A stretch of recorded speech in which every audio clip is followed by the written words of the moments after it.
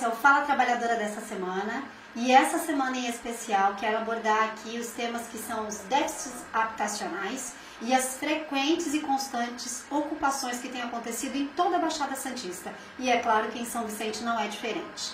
Para discutir esse tema comigo, eu trouxe alguém que tem atuado ali pessoalmente na frente desses polos, que é a Gabriela e a Vitória. Queria aproveitar já, pedir que Gabi primeiro se apresentasse, depois Vitória, e já trouxesse um pouquinho para nós do que é José Martí. Boa tarde, obrigada Dani pelo convite. Bom, eu sou a Gabriela Ortega, eu faço parte da Associação Cultural José Martí, da Baixada Santista. É uma entidade que existe desde 2012, né? Ela nasceu para fazer a solidariedade a Cuba e principalmente a denúncia do bloqueio, né, econômico e midiático imposto a Cuba pelos Estados Unidos. Só que ao longo de 2012 para cá, a José Martí extrapolou, né, esse escopo, e a gente tem feito aí muito mais coisa do que a solidariedade a Cuba. E aí, dentro da nossa militância, a gente começou a ir também para uma atuação de moradia e de direitos humanos, que aí acho que nasceu o nosso núcleo. Depois a gente pode falar melhor sobre isso. Vitória? Oi, eu sou Vitória, também faço parte da diretoria da associação. Estou militando desde 2019 e é isso, estou organizada apenas nesse lugar por enquanto.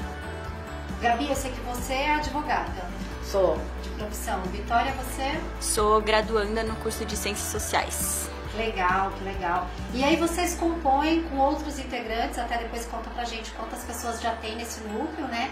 O núcleo de direitos humanos da José Martí, que é o que tem abordado as questões das ocupações e o déficit habitacional da região. Gabi, conta para nós também o que é o núcleo de direitos humanos. O núcleo de direitos humanos nasceu muito da nossa atuação junta, né? Porque eu sou advogada popular, eu participo da RENAP, que é a Rede Nacional de Advogadas e Advogados Populares, que tem historicamente prestado assessoria jurídica e extrajurídica para movimento de moradia, né? Nasceu até para fazer essa apoio ao MST nos anos 90. E aí a gente começou a atuar junto aí nas ocupações e a gente se deparou com muita violação de direitos humanos. Então a gente resolveu criar esse núcleo para poder chamar mais pessoas e poder se estruturar melhor. Então o núcleo nasce aí no meio da pandemia, né, que é no momento que, por incrível que pareça, a gente viu aumentar as violações de direitos humanos em diversas áreas. Então aí a gente resolveu montar, temos agora mais uma advogada, uma menina que está se formando, tem o Jonathan e tem algumas pessoas que estão chegando conosco. Mas a gente já está bem atarefada, né, Vitória? Com certeza. Aqui na região da Baixada Santista a gente tem feito uma atuação bem firme. A gente tem prestado, além de solidariedade, assistência com campanhas de cesta básica, ajudas judiciais, como a Gabi falou, e até outras com projetos trazendo arquitetos ou projetos culturais para que essas pessoas tenham acesso, processos educacionais. Então a gente tem pensado muitas coisas, não só para que essas pessoas fiquem lá e tenham seus direitos garantidos, mas que essas pessoas se consolidem e tenham um mínimo da dignidade que não é garantida por elas pelo Estado.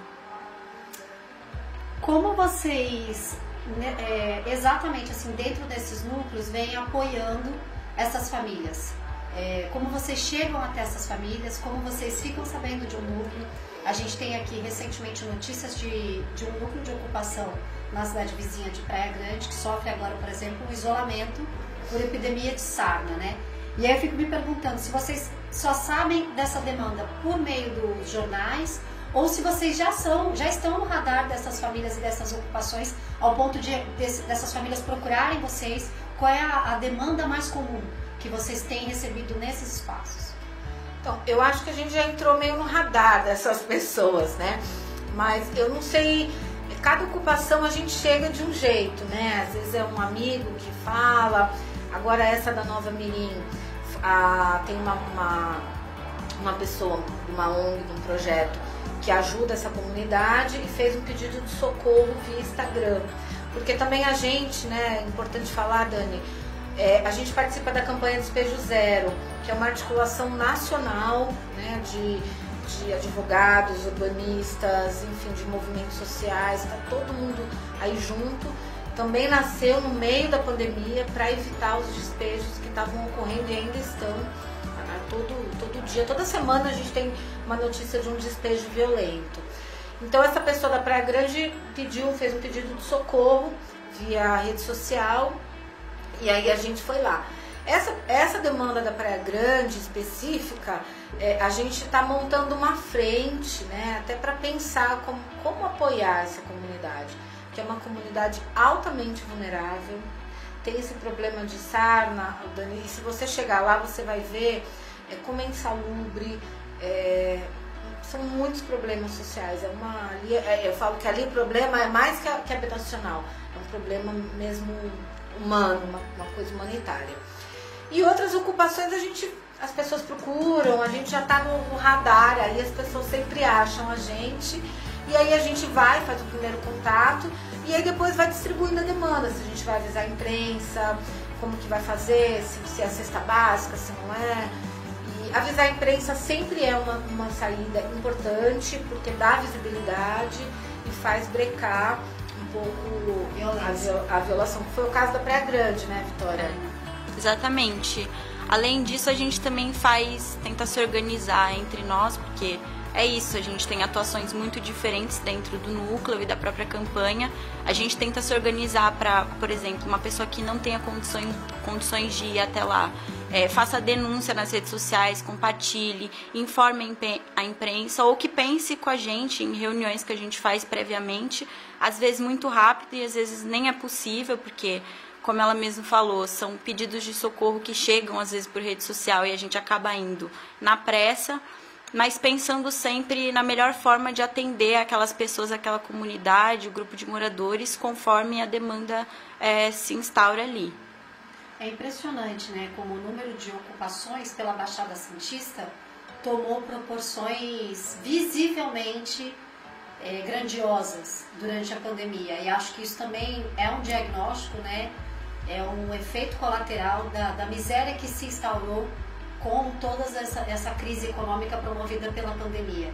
A pergunta que me deixa aqui é se existe algum diagnóstico sendo desenvolvido, se tem algum corpo, o núcleo que nem você fala, né, do Despejo Zero, mas se tem alguma organização nacional, internacional ou regional, ou até mesmo o próprio CONDESB, né, que é o Conselho de Desenvolvimento Metropolitano da Baixada Santista, se existe alguma iniciativa real com a participação do poder público em desenvolver um diagnóstico com um plano de trabalho, porque eu percebo que o trabalho de vocês é muito sóbrio, muito sério e tem essa necessidade em garantir, né, os direitos humanos das famílias, que são famílias inteiras nesses espaços, mas existe alguma articulação nesse sentido, Gabi? Vocês têm conhecimento de algum diagnóstico que vem sendo desenvolvido regionalmente, pelo menos? Não, eu não tenho conhecimento. E uma das coisas que a gente sempre faz quando chega numa ocupação nova, a gente tenta a gente mesmo fazer um levantamento. A gente tem alguns formulários, né? E aí a gente se organiza entre nós, arruma alguns parceiros, amigo e tal, e a gente vai na ocupação e faz esse diagnóstico nosso, pra gente saber, né, quantas pessoas tem, ou se for defender judicialmente, já ter ali os dados. Mas do poder público não tem, né? Até tem umas 3 semanas saiu uma matéria na Tribuna, a Prefeitura de Santos admite que usa dados de 2010 para pensar que política habitacional. É o último censo. Então não dá para você pensar uma política habitacional com dados de 2010. E isso é Santos, né? Eu duvido que São Vicente e as outras cidades sejam diferentes. E uma coisa também que eu fiquei pensando, né, tenho refletido até para escrever um pouco sobre isso, Dani, eu acho que a gente, claro que a pandemia piorou muitas coisas, mas eu acho que a gente está agora pagando a conta da PEC dos gastos.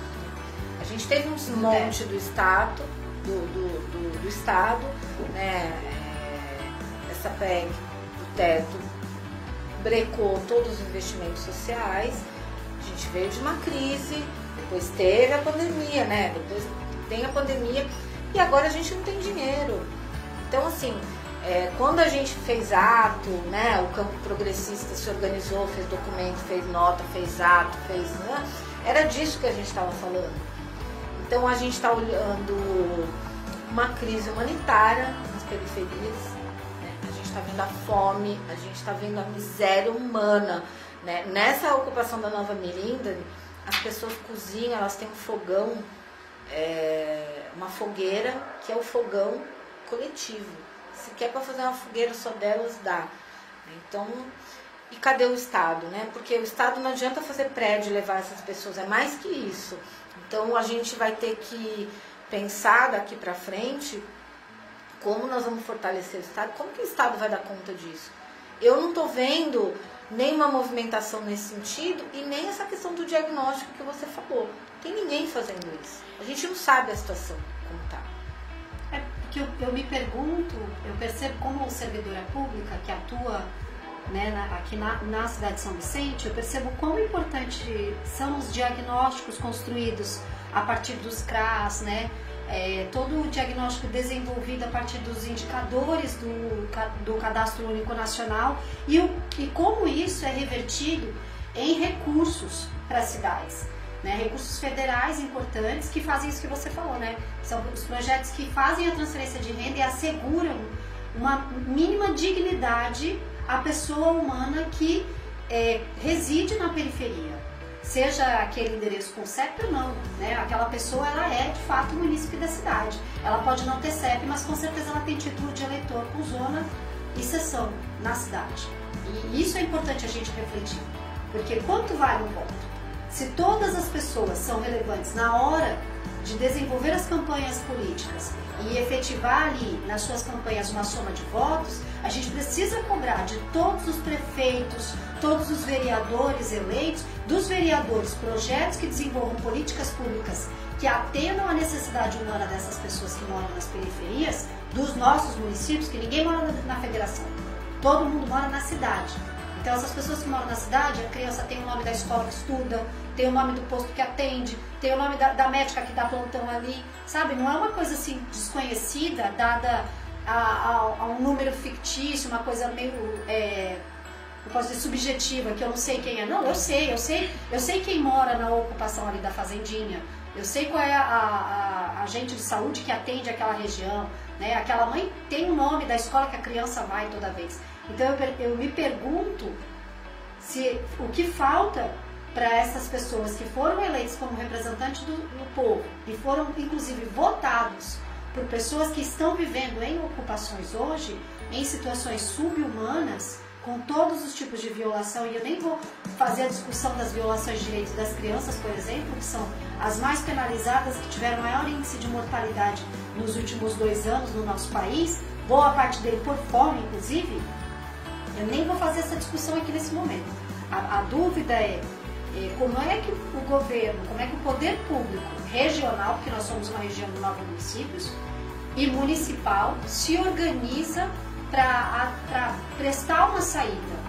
Você acredita que existe uma saída, Gabi, como advogado do campo dos direitos humanos, que tenha atuado na defesa e garantia de direito dessas famílias? Você consegue enxergar uma saída hoje? Dani, a gente tem que enxergar uma saída, porque essa nem que seja uma utopia, né? Essa utopia também que nos faz caminhar. Eu vejo um cenário bem difícil, até por conta do que você falou, muito desses governos, né? E de quem é eleito. O que eu tenho notado nas câmaras, até os vereadores, né? Eles vão muito para tentar resolver um problema individual das pessoas e não no coletivo. Então ele vai numa ocupação, aí sempre tem aquelas pessoas que se sobressaem mais. São e aí o que eles fazem? Pra conversar, então vamos tentar resolver o problema dessa pessoa, daquela e tal, e não da coletividade. Isso é uma maneira de você manter aquela política clientelismo, né? E não resolver o problema do coletivo. Isso é um embate que eu sempre tenho com alguns vereadores, né? E a gente teve uma reunião na prefeitura da Praia Grande, foi uma reunião muito ruim e muito difícil, e a minha questão era essa. Tinham 15 famílias, eles querem resolver o problema de parte das famílias. Eu falei, não, ou nós vamos resolver de 15 ou nós não vamos resolver. Mas, Dani, e aí eu acho que assim, esse sistema neoliberal está tão impregnado nas pessoas que ele não é só uma questão econômica, ele é uma questão social, ele é uma questão cultural. Então tá todo mundo querendo ver o seu, todo mundo muito no individualismo, até nessas ocupações. Então uma das coisas que a gente tenta fazer, a gente arruma várias maneiras, né, de fazer essa discussão, é o coletivo. Então a gente faz festa, a gente faz reunião, a gente faz plantio de muda, para quê? Para dar aquele sentido de coletivo para as pessoas. Porque eu acho que se tem uma saída, ela vai ser construída coletivamente. Você sabe melhor que eu que a conjuntura e os políticos que estão hoje está muito difícil. Então eu acho que é coletivamente, a sociedade civil organizada, que a gente vai conseguir. Infelizmente, eu acho que, por exemplo, o nosso núcleo faz muito mais do que algumas prefeituras às vezes, né? E falo infelizmente porque o mundo ideal é que não precisasse ter advogados de direitos humanos, não precisasse ter um núcleo de direitos humanos, que o poder público desse conta disso, né? Eu trabalho para acabar com o meu trabalho, mas eu acho que a gente às vezes faz mais do que essas pessoas, né? Infelizmente. Eu vejo que a administração pública, ela demonstra uma falta de comprometimento, por exemplo, quando ela usa um censo de 2010, ou como que aconteceu agora, né? O IBGE sendo barrado, eles não querendo fazer o censo de novo.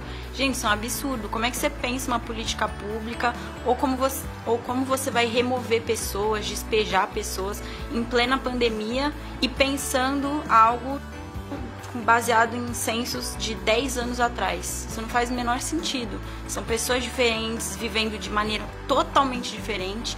A gente, numa situação de pandemia, não vive como a gente vivia 10 anos atrás. Era um governo diferente, tudo, né? Um contexto completamente diferente do que é agora. E assim, eu vejo que o que acontece, por exemplo, no Jardim São Manuel é exatamente isso que a Gabi falou. Essa questão do clientelismo acontece muito, assim, é uma coisa bem escancarada. Além de, situações específicas de moradores que estão ali sofrendo, né? Passaram agora no dia 22 e 23 pela situação do despejo. E a prefeitura diz que, além de não ter sido ela que mandou despejar aquelas pessoas, remover aquelas pessoas, diz que, na verdade, ninguém foi tirado de suas casas e só foram removidas as instalações, esqueletos ali, aquelas madeiras que estão erguidas simplesmente para pessoas que queriam garantir os predinhos, queriam garantir um apartamento e já estão se usando ali de um benefício para querer vender e lucrar em cima do Estado. É um absurdo, né? A prefeitura pensar numa situação dessa e querer fazer alegações tão graves quanto essa, principalmente num contexto criminoso que é o de agora, né? Que eles não tinham uma ação judicial para remover ninguém e nem despejar as pessoas que moravam ali. O que vale dizer, Dani, até para o pessoal entender, existem, quando a prefeitura, né, o particular, enfim, vai fazer uma reintegração de posse, isso é um processo, é uma ação de reintegração de posse, prevista no código, com seus artigos, com todo um procedimento, e aí vai ter um contraditório, a ampla defesa, né, princípios constitucionais. Judicial. Sim, né, e princípios constitucionais. O contraditório, a ampla defesa é uma base da democracia. E aí vai ter uma decisão, vai ter um mandato e, por fim, se você perdeu e tudo, aí vai ser reintegrado com um mandato judicial. O que está acontecendo ultimamente, e não só na Baixada, mas no Brasil inteiro, mas aqui também, são os despejos administrativos, que são os despejos sem ordem judicial. A prefeitura sequer entra com uma ação. Isso existe? Existe? Não, legalmente não existe. Isso tem previsão? Tem Não. A prefeitura, né, o poder público, ele tem um princípio do direito administrativo que chama poder de polícia, que é o poder de você poder, por exemplo, remover alguém da área de risco ou de uma praça, né? O interesse coletivo se sobrepõe ao individual. Isso é uma coisa, mas ele tem limites, né? E aí a prefeitura, com base nisso e com base, às vezes, na ignorância, né? Na ignorância porque a pessoa não tem acesso aos princípios do direito, enfim, usa disso para despejar as pessoas. É uma arbitrariedade, é uma ilegalidade. Foi o que aconteceu no bairro São Manuel. Foi o que aconteceu no São Manuel, por exemplo, né? Que eles removeram isso, São Manuel em Santos, ali na zona noroeste, eles removeram as famílias e deixaram umas notificações judiciais dizendo que vão voltar daqui a 30 dias para remover o restante. Ainda que tenha notificação, é ilegal. Cadê o processo, né? Porque não tem processo. E ampla defesa. Pois é. E isso também foi o que aconteceu, quase aconteceu. A gente está ainda analisando como é que está se desenrolando a questão do Rio Branco. O Rio Branco é uma ocupação aqui em São Vicente. Eu ia até te perguntar, que eu sei que vocês atuam ou atuaram junto aos moradores lá. Queria que vocês aproveitassem e trouxessem para nós um feedback de como foi esse período que vocês estiveram com eles, se vocês sabem em que pé está essa discussão, né, qual é a posição da prefeitura também a respeito dessas famílias que são vicentinos, né, que são famílias residentes de São Vicente, são famílias originais de São Vicente. Sim. Então, o Rio Branco foi uma ocupação, né, foram aqueles prédios no Jardim Rio Branco, estavam há 10 anos a obra parada, e aí no meio da pandemia aquilo, as pessoas começaram ocupando aos poucos e depois teve uma explosão de famílias ali dentro. É uma situação também bem complexa, tem de gente de alta vulnerabilidade lá e não tinha um processo judicial, eu fiquei acompanhando enquanto, né, todo dia eu entrava no site do tribunal, aí houve uma ameaça de despejo administrativo, a campanha Despejo Zero, né, a gente provocou a campanha, eles mandaram um documento para a prefeitura, mandaram para todos os órgãos da prefeitura, para a presidente da Câmara, para todos os vereadores de São Vicente. A campanha fez uma movimentação bem interessante, o Conselho Estadual de Direitos Humanos também mandou um ofício para a prefeitura e a Defensoria Pública também mandou um ofício para a prefeitura. A prefeitura não respondeu ninguém. E, pelo que a gente sabe, as pessoas estão saindo, mas não sei em que termos, né? Porque não tem ação judicial, mas as pessoas estão... Não há um processo. Não há um processo. Com todo o rito previsto em lei, que haja condições de acompanhar todos os procedimentos e de fato, assistir se estão sendo garantidas todas as garantias sociais que essas pessoas, né, já têm ali. Até porque agora, né, Dani, a gente já faz acho que quase um mês, tem uma decisão do Supremo Tribunal Federal, do ministro Barroso, que suspende os despejos por 6 meses das ocupações já antigas e das ocupações novas de março de 2020 para cá, você só pode despejar se a prefeitura apresentar para onde está removendo, se está dando alguma assistência. Se não tiver, você sabe dizer se tem algum lapso temporal nessa remoção, Gabi, na decisão do Supremo? Então, porque normalmente as famílias são removidas, né? Mas como servidora, por exemplo, sei que a gente tem todo um processo e ele demanda um certo tempo, né? Até o desenvolvimento dos espaços, e aí você vai ainda levantar esses projetos habitacionais. Então, assim, me fica um pouco essa dúvida. Se apenas destinar essa família a um lugar futuro que pode vir a existir, né, em outro momento, se isso sana a necessidade da decisão e aí essas famílias já podem ser removidas, você sabe? Não, então, a prefeitura tem que dar um encaminhamento para a família agora, seja auxílio aluguel, seja um abrigo, ela tem que dar agora. Cadastrar num programa habitacional é o mínimo. Então, só cadastrar não dá o salvo-conduto para a prefeitura despejar, não. Isso não. Ela tem que garantir alguma coisa agora. Mas em que pese essa decisão, em que pese o Congresso ter aprovado o projeto de lei, que agora está na mão do presidente, todos os dias a gente tem notícia de despejo, de alguma reintegração no Brasil. Sim.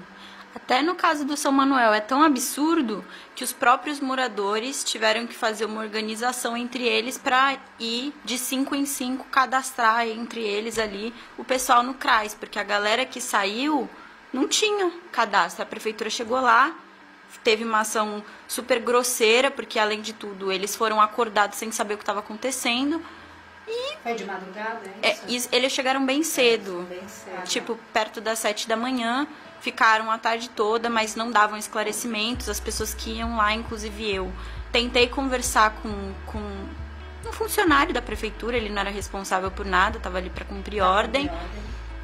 E ele falou, se você quiser saber alguma coisa, quiser ter algum esclarecimento, você marca um horário lá na prefeitura e vai procurar saber o que está acontecendo. Mas assim, sem querer responder ninguém, os moradores super agitados, tentando conversar, entender o que estava acontecendo. Mas é isso, sem cadastrar as pessoas estavam saindo de lá, às vezes chegando com seus barracos já no chão, né? E a prefeitura, assim, agindo como se fosse uma coisa normal. À luz do dia, as pessoas sendo despejadas, removidas e tudo bem. E uma coisa também que quem discute, né, a moradia, a gente precisa também parar e fazer uma reflexão sobre que programa habitacional a gente precisa nesse momento, né? A gente vê aqui, principalmente na Baixada, tudo é predinho. Vai tirar e vai para predinho. Vai ganhar predinho. Bom, primeiro que não ganha, né? É bom sempre a gente esclarecer. Eu acho que deveria realmente ganhar, porque historicamente no Brasil é como se o trabalhador na sexta-feira evaporasse, né? Após o expediente o trabalhador evapora e volta no dia seguinte. Nunca foi problema de ninguém a moradia do trabalhador, né? Nunca foi do Estado, nunca foi do empresário, né? Tanto que a gente vê aí todas as nossas comunidades são erguidas pelos próprios trabalhadores, né? Esquema de mutirão, enfim. Assim como são erguidos os shoppings, né? Para os trabalhadores em exercício. Sim. Servindo aí a nata da sociedade. Sim. E, então hoje a gente tem muito essa cultura, né, do predinho. Então assim, o predinho não é dado, o trabalhador, a pessoa que vai para um prédio, ela vai pagando uma prestação, vai pagando o condomínio. E tudo bem, acho que isso não é um problema. Não é um problema se a gente tivesse pessoas que pudessem pagar. O que a gente está vendo é que as pessoas não estão conseguindo, Dani. A gente tem um contingente enorme de pessoas que vivem de recolher material reciclável. Nós já fomos, outro dia, nós somos a 6ª potência do mundo econômica. Como que nós podemos ter um contingente enorme de gente vivendo com puxando carroça, pegando material reciclado? E aí você quer que essa pessoa pague a prestação, pague o condomínio. Ela não vai pagar, não dá. A conta não fecha, não é porque ela é folgada, não é por nada disso, não dá. Então a gente tem que pensar um outro modelo de habitação. Essa ocupação na Nova Mirim, Praia Grande, a gente ficou muito assustada, a gente vai em muita comunidade. Ali foi realmente o lugar mais impactante que eu fui, e acho que a Vitória foi, o Ailton foi. A gente ficou muito impactado com a situação daquelas pessoas. E você olha nas casas, né, no que elas chamam de casa, aquela marcação da Secretaria de Habitação, que é o quê? Quer dizer, o poder público teve ali, cadastrou as pessoas, pôs uma marcação na casa, porque falou, olha, vai vir coisa boa para vocês. Coisa boa é o quê? Levar para prédio. Aí vai levar, as pessoas não vão dar conta e vão voltar para uma outra ocupação. E vai ocupar o quê? Vai ocupar área de risco ou vai ocupar área ambiental? Que são as áreas que o mercado não toma. Porque a área que pode, o mercado já tomou. Sobra o quê? A área ambiental. Aí é onde as pessoas vão. Então ali a gente tem que pensar um outro modelo. Eu estou falando dessa que foi a última que a gente foi, mas certamente tem aqui em São Vicente, tem em Santos, tem toda a Baixada. A gente tem que pensar um outro modelo, não sei. Vamos construir casinhas como tem lá no Morro, construídas pela Thelma, na época que ela era prefeita, que teve uns deslizamentos. Foram feitas várias casinhas, né? Que estão até no bloco, é uma construção simples. E ali é aquilo da prefeitura. As pessoas ficam ali até elas conseguirem. Também teve uns projetos habitacionais sociais, há muitos anos atrás, acho que, vou chutar aqui, me perdoe porque eu não fiz essa pesquisa exata, mas acredito que há uns 15, 20 anos atrás. A gente tem projetos do começo ali do finalzinho do Sambaiatuba, já próximo ao Jockey, você vai ver várias casinhas também. E é uma moradia que a pessoa, à medida que a vida dela muda de fase, ela consegue otimizar, ela consegue sustentar, né? Agora, falando de uma pesquisa que eu fiz, nos sistemas habitacionais da cidade de São Vicente, o valor mais baixo do condomínio é de R$150. você ainda precisa pagar o gás também e a sua luz, que nem todos têm assegurado ali o valor social da CPFL na nossa cidade, né? Isso eu estou falando de São Vicente. E aí, se a gente parar e pensar aqui numa conta rápida, né, R$150 equivale quase a 10% do salário mínimo. Se nós estivéssemos falando de todos os trabalhadores assalariados com no mínimo um salário mínimo, né? E a gente está falando de uma realidade que a cidade e o país vem vivenciando, que é a ausência de trabalho formal, que garante o mínimo na carteira. Então a gente está falando de um trabalhador que é a faxineira eventual, o porteiro, o pintor, o catador. A gente está falando desse trabalhador, dessa classe trabalhadora, né? O varredor, esse pessoal que desenvolve uma atividade pontual hoje, outra na quarta-feira, consegue um bico na sexta, o pedreiro. Então, essa pessoa que não tem salário fixo e não tem como garantir que ao final do mês terá no mínimo R$1.000 na mão, tem ali para pagar, né, minimamente R$100 de gás, 150 de condomínio com água, e ainda vai ter a conta de luz que não vai ser menos também do que R$180, sim, que é a média mínima, né, consumida nesses prédios, até porque a gente está falando de famílias que têm pelo menos 3 crianças. Porque família que tem um filho estuda na escola particular e mora em residência privada particular. Então a gente está falando de uma família que tem no mínimo 3 crianças. Quando não, essa mulher é a rede família mãe solo. Nessa realidade, sem um salário certo ao final do mês, com um condomínio para pagar, que com um acúmulo de 3 pode perder a unidade habitacional, e ela volta para onde? Eu vou mais longe, viu, Gabi? Ela volta para além da ocupação, ela volta inclusive para a vida. Ela volta inclusive para um sistema de exploração e tentativa de sobrevivência que custa caro para as mulheres e, consequentemente, é passado para as filhas e por aí vai. Então, a miséria, ela serve a alguém, porque é impossível que um sistema tão forte como a miséria se perpetue por tanto tempo, entre governos diferentes, inclusive, e no meio de uma pandemia se torne a regra. Porque a regra, na nossa região, inclusive, é a miséria. Dado aí o número avassalador de ocupações, São Vicente, no meu bairro, que é o Jockey, tem 5 ocupações no entorno, no meu bairro. Né? Eu sei que, por exemplo, eu já morei na Vila Ema, a Vila Ema tem mais 3 ocupações, né?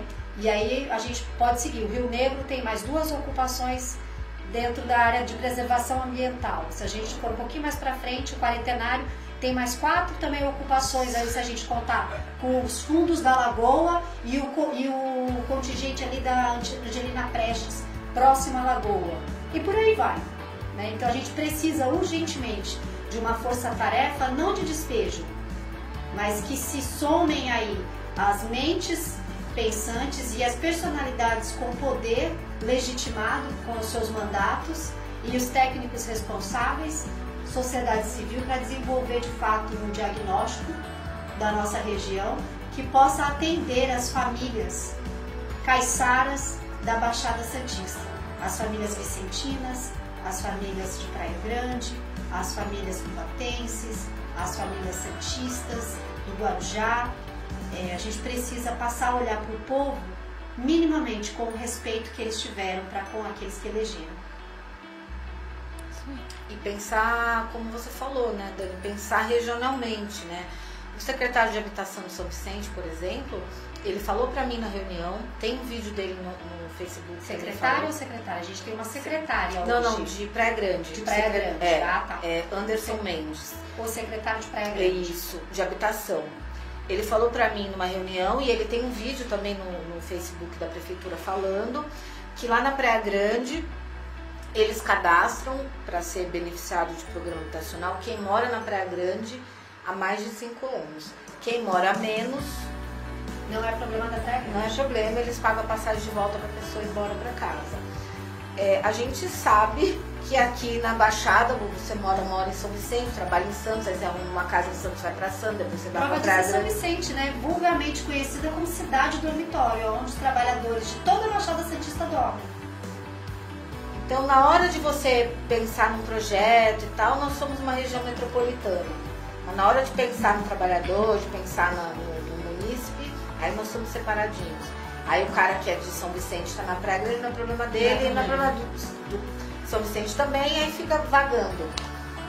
É importante lembrar que a presidência do CONDESB, que é o Conselho de Desenvolvimento, ela é desenvolvida ora por um prefeito do município A, ora pelo prefeito do município B, né? E o prefeito de Praia Grande o ex-prefeito de Praia Grande já presidiu o CONDESB, assim como o ex-prefeito de São Vicente já presidiu o CONDESB, e a gente precisa, na atual gestão, levantar essa discussão novamente, que também entendo isso, que não é responsabilidade do prefeito de São Vicente, ali com os quadradinhos e os habitantes de São Vicente. Na verdade, o problema do déficit habitacional e da crise econômica inserida e social, né, humanitária, como você falou, a Baixada Santista é um problema regional, porque à medida que uma cidade conseguir solucionar o seu quadrado, naturalmente as outras, né, possam migrar, esse público que está ali vivendo em vulnerabilidade vai querer migrar para a cidade que resolveu, né? Então, por isso a importância, talvez, desses gestores públicos se reunirem no CONDESB e pensarem em uma forma de trazer para essas famílias o fim a essa agonia. Porque não é possível que as autoridades e as demais famílias que não passam por essa vulnerabilidade consigam dormir em paz, sabendo que das crianças aos idosos são executadas essas ações truculentas. Sabe, quanto tempo vai levar para isso bater na minha porta, para essa violência se potencializar em violência no meu bairro? Quanto tempo será que isso vai levar? Quantas famílias mais inseridas em um cenário de ocupação faltam para que as famílias privilegiadas ou que vivem numa situação mais segura se sintam atingidas pela onda de violência? Eu quero aqui, pra gente fechar, Gabi, quero deixar aqui um espaço para você chamar mesmo as pessoas que quiserem compor com o núcleo, falar mais um pouquinho de como essas pessoas fazem para procurar vocês e das famílias que estiverem também precisando de apoio nesse sentido, como elas fazem contato com o núcleo, por favor. Então, a gente tem o Instagram do nosso núcleo, tem a página do Facebook da Associação José Marti. Eu sou Gabriela Ortega, é fácil me achar no Face, também a Vitória é fácil. Então, para achar a gente, manda um alô em qualquer rede social que a gente responde. Acho que é muito importante a gente que é do campo progressista arregaçar as mangas e pôr a mão na massa. Nesse momento. A gente está vivendo uma tragédia habitacional e uma crise humanitária. A gente precisa estar junto com as nossas comunidades, estar junto com o nosso povo, seja fazendo o que a gente tiver de melhor para fazer. Eu posso ir lá e dar aula de reforço. Nossa, eu posso ir lá e fazer uma horta. Nossa, Gabi, eu não posso fazer nada, mas eu posso ajudar a divulgar. Eu posso fazer uma campanha de cesta básica, eu posso doar R$100 por mês, sei lá. Mas a gente tem que nesse momento deixar aí a nossa solidariedade a todo vapor, né? Nós temos o nosso núcleo e estamos abertos, vem com a gente está agora distribuindo as nossas tarefas e é isso, cada um tem o seu saber e cada um vai fazendo o que pode ajudar mais, mas dá pra gente ajudar. E só um exemplo, Dani, para fechar, como a nossa atuação foi importantíssima na Vila Mirim. A gente chegou lá no dia seguinte foram colocadas aquelas barreiras, né, na porta da comunidade, que não podia passar o carrinho de bebê, não podia passar o carrinho de quem ia trabalhar pegando reciclável. E nós nos organizamos, mandamos para a tribuna, enfim, fizemos ali um auê, postamos. A prefeitura retirou, pediu desculpa. Hoje saiu uma matéria enorme na tribuna, quer dizer, um baita constrangimento para a prefeitura da Praia Grande. Então, para você ver a importância, não precisou entrar com uma ação, não precisou nada, precisou constranger. Então, às vezes a gente acha que tem pouco para dar, mas às vezes é muito. Então, agora é hora da sociedade civil tá aí de mãos dadas com o nosso povo, porque a situação está muito grave. Vitória? É isso, gente. Eu assino embaixo tudo que a Gabi falou e penso que só se organizando agora, num coletivo, a gente vai conseguir fazer uma denúncia e mudar de alguma forma a justiça que está aí posta para esses essas pessoas que, enfim, estão numa classe social diferente da nossa.